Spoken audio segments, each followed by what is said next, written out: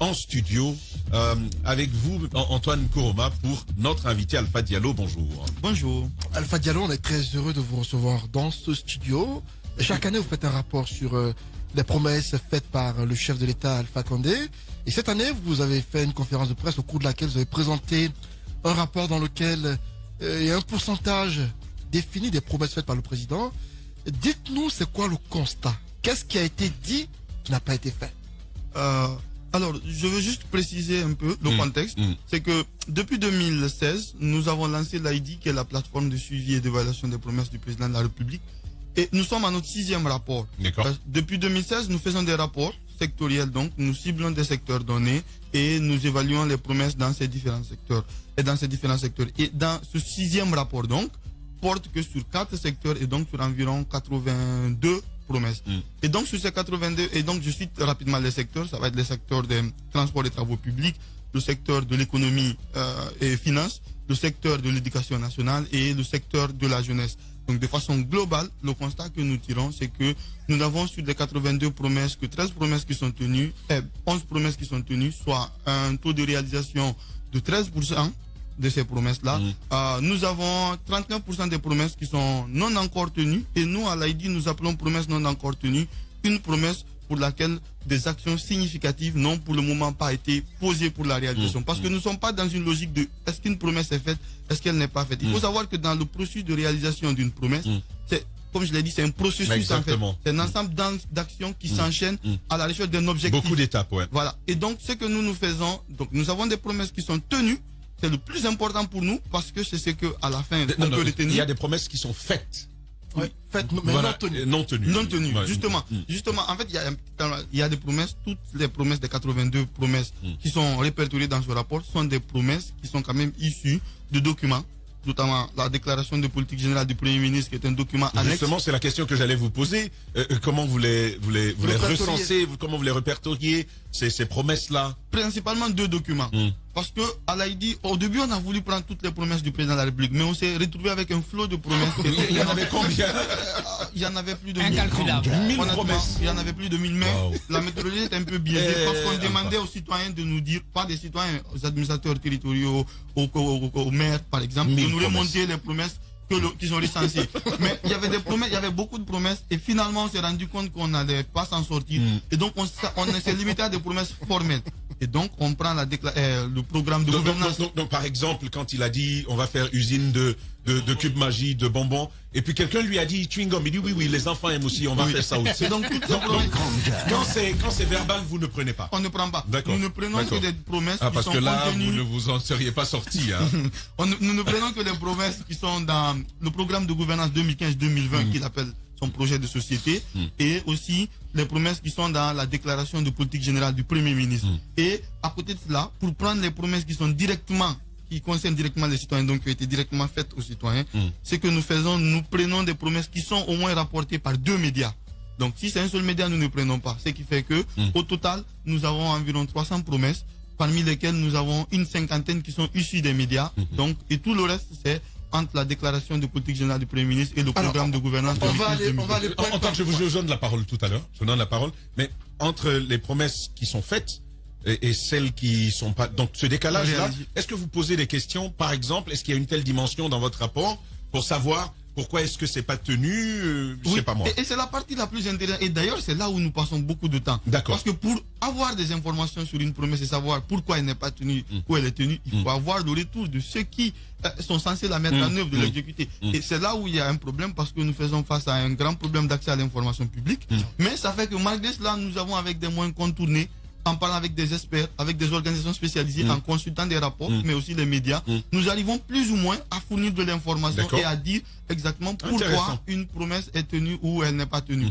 Et donc, je sais que beaucoup de Guinéens qui nous écoutent ont envie de savoir quels sont les domaines dans lesquels il y a eu promesse, ça n'a pas été réalisé. On va aller point par point dans les différents secteurs.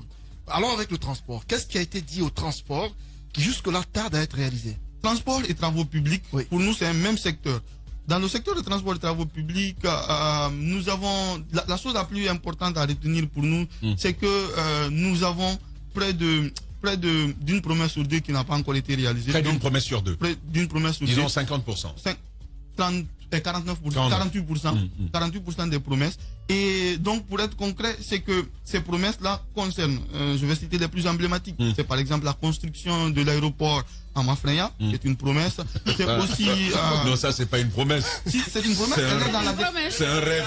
Non, elle est dans le programme de gouvernement 2015-2020. C'est plus une rêvasserie que... Allez-y, mon cher. Voilà. Donc, bon, c'est pourquoi on a voulu rester dans ce document, en fait, parce que le président, il l'a fait, il l'a écrit, sans contrainte. Donc, il a promis ce qui était possible pour nous, aux populations. Et sur la base, cette promesse a été élue. Donc, cette promesse-là, elle est suivie. Il y a aussi une autre promesse qui est celle de mettre en circulation un second train de banlieue à Conakry, qui n'est pas tenue. Et l'autre promesse aussi... Les wagons sont venus, hein. Oui, il y a un problème. Oui, le problème qu'il y a, c'est que c'est un problème avec Russal. Selon ce qu'on nous a dit au ministère, c'est que le rail appartient à Russal. Voilà, donc ça fait que on n'a pas pu mettre en circulation ce train-là. Mais au-delà, dans les travaux publics aussi, nous pouvons parler des promesses qui sont très attendues par les populations. C'est notamment la route Mamou. Je parle de Koya Dabola. Non, pas Koya Dabola. Là, par contre, il y a quand même un peu... réalisation. Il faut nuancer. On a mis partiellement tenu pour la simple raison que le président n'a pas dit de construire la promesse. La promesse, c'est démarrer la construction. Mais pas d'autoroute.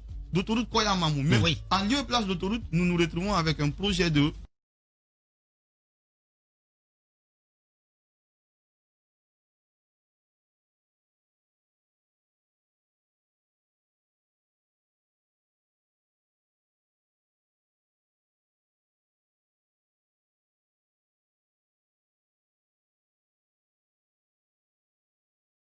Voilà. Donc c'est beaucoup plus large, c'est une route qui répond au standard, mais ce n'est pas un projet d'autoroute. Donc pour une telle promesse, nous avons mis partiellement tenu. Nous avons la route Bokegawa, qui est une promesse, et donc qui elle-même d'ailleurs on a mis compromis parce que normalement nous mettons non encore tenu. Mais pour les promesses qui ont compromis, ça veut dire que ces promesses ne seront pas réalisées durant ce mandat. Et donc c'est notamment aussi la promesse de la construction du pénitencier de Yorokogia, où malgré des actions qui ont été posées, le projet il est là. Il y avait aussi une boucherie là-bas. À l'époque, oui, à Kagbelin et tout. Voilà, donc cette promesse, et il y a aussi la promesse de Kankan, de la route Kankan Kerouane Beila, qui est une promesse qui est attendue mais qui n'est pas encore tenue. Et voilà, et nous avons la promesse des voies ferrées, donc du train Conakry Kankan Bamako, c'est comme ça, c'est une promesse. Bobo Dilasso. Bon, Bobo Dioulasso, ça a été remporté, mais ce qui a écrit, c'est limité à Bamako. Et donc, voilà, nous sommes là dans ce secteur-là. Nous avons là ce qui n'est pas encore tenu. Voilà. Voilà, Jacques Léwa. Alors,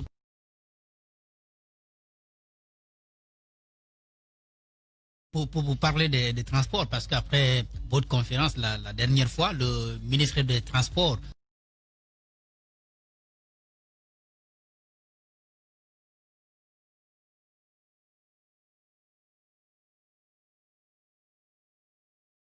par rapport à ce train justement dont on parlait tout à l'heure, c'est quoi la vérité dans sa communication? Est-ce que votre évaluation porte essentiellement sur son travail ou alors sur une longue durée? Et puis, qu'en est-il de la réponse qu'il a donnée par rapport au train? Alors, j'ai suivi la réaction du ministre, mais ce que je retiens fondamental, c'est que le ministre a réagi sans trop savoir notre travail en fait. Déjà, il dit que depuis 2015, que depuis de 2015 à 2020, Alpha Condé n'a réalisé que environ 13% des promesses, que cela, c'est quand même pas réel. Déjà, ce que nous disons, la première chose, c'est que nous consacrons juste de 2015 à 2020, un second mandat. Donc, c'est un bilan que nous faisons sur cette période-là.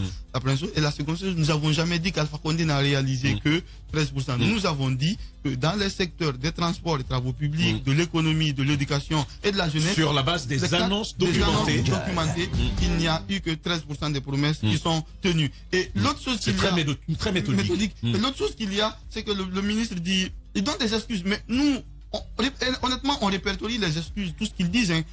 Le plus important pour nous, c'est de mettre le verdict. Est-ce que c'est tenu, est-ce que c'est pas tenu? Notre objectif n'est pas de dire aux citoyens ce qu'il faut penser. L'objectif qu'on a, c'est ce débat. Et justement, nous, on a apprécié le fait qu'ils réagissent et les citoyens vont tirer les conclusions. Je veux dire, le contrôle de l'action publique, comme vous êtes en train de faire, pour moi, c'est assez salutaire, ça doit orienter la décision Moussa Yero. Quelles sont les difficultés que vous rencontrez? Est-ce qu'il y a une ouverture, par exemple, parce que je suppose que quelquefois vous partez vers les départements concernés, est-ce que vous le faites ou bien vous vous rendez justement sur le terrain par rapport à ces promesses qui ont été faites? Comment vous vous y prenez? Notre méthodologie, la première chose à faire d'abord, c'est de recenser les promesses dans un domaine.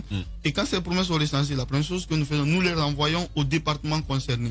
Et quand nous les envoyons au département concerné avec une question, voici les promesses que le président a tenues a fait dans vos secteurs, quel est le niveau de réalisation? C'est le premier retour. Et après, quand on a avec beaucoup de chance, parce que je vous dis, sur ce rapport, nous avons, sur les 10 départements concernés, nous n'avons eu que 2 qui ont volontairement réagi.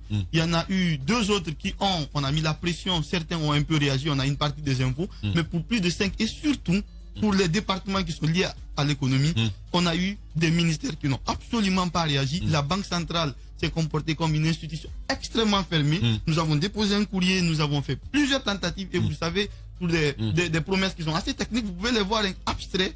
Si vous n'avez pas un retour du service, ça vous laisse dans une... Exactement, une impasse. Voilà, ça vous met dans... Et donc ça fait qu'on a on a passé beaucoup de temps pour avoir des informations, et finalement, avec l'aide de certains experts, nous avons pu. Et donc, le principal obstacle auquel nous sommes confrontés, c'est un problème d'accès à l'information publique. Mais, une fois encore, cela ne peut pas nous empêcher, en fait, de continuer ce travail-là. Je vais vous dire, Alpha, ça ne nous surprend pas, c'est notre travail, c'est notre galère du quotidien. Absolument. Allez-y pour la dernière, Alphonse. Ce que l'AID est en train de faire, c'est une évaluation de politique publique et de promesses publiques.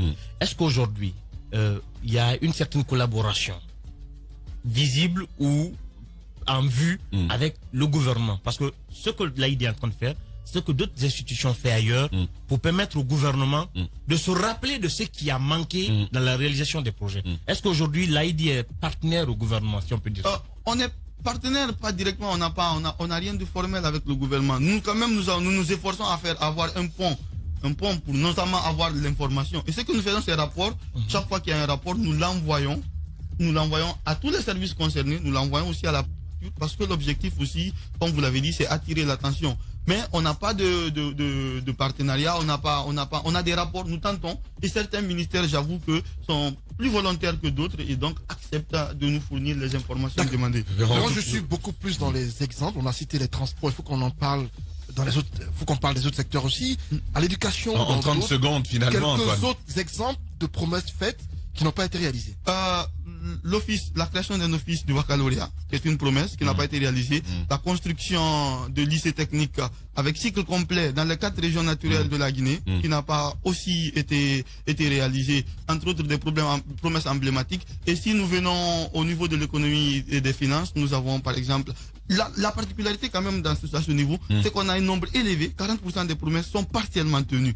Et cela peut s'expliquer par le fait qu'il y a eu beaucoup de réformes dans ce secteur-là. Certaines réformes ont abouti, d'autres n'ont pas. En fait, moi, je voulais vous poser la question dans la suite de la première question posée par Antoine. Par ordre de priorité, quel facteur explique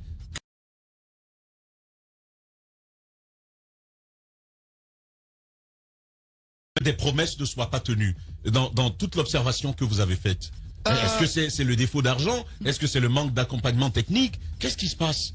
Il y a beaucoup. Ces facteurs, en fait, c'est beaucoup plus. En termes de... nous avons quand même, en ce qui concerne les travaux publics, nous avons beaucoup un manque de ressources qui est là et qui est énorme. Si, par exemple, le ministère vous dit que pour la route Boké-Gawal, il faut 2000 milliards de francs guinéens, donc ça fait 200 millions de dollars. Et pour la route Kankan-Beila, Kerouane-Beila, il faut 400 millions de dollars. C'est quand même beaucoup de ressources que le ministère, malgré la bonne volonté, malgré le fait qu'ils aient déjà travaillé sur un dossier technique est là, ces promesses ne sont pas encore financées. Mais de l'autre côté, il y a aussi parfois, je sais pas trop, mais moi je pense qu'il y a un manque de volonté politique pour certaines promesses en fait. C'est-à-dire que ces promesses, il y a des actions peut-être, c'est assez timide et ça fait que ça ne bouge pas. Et voilà, et c'est notamment certaines promesses qui concernent les collectivités locales directement. C'est par exemple la construction d'un lycée à Kolé, où le président de la République a directement promis un lycée, mais malheureusement ce lycée n'est pas encore construit. Et puis à cette réaction qui peut vous intéresser, mon cher Alpha Diallo, de toute évidence, le document mérite une étude approfondie, les critères sont à revoir. J'ai travaillé avec l'association étant moi-même ancien membre.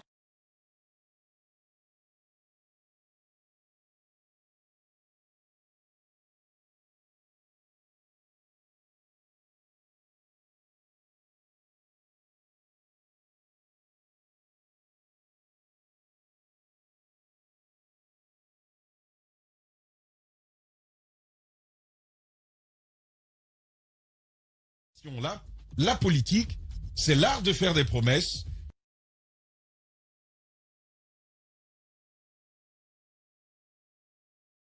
Juste derrière moi, Salim Soiré, il prend les rênes de ce crachoir. Merci en tout cas. Merci Amadousso. Merci côté régie, cabinet Condé pour tout ce pilotage. On se retrouve lundi dans un nouvel élan et avec une nouvelle volonté.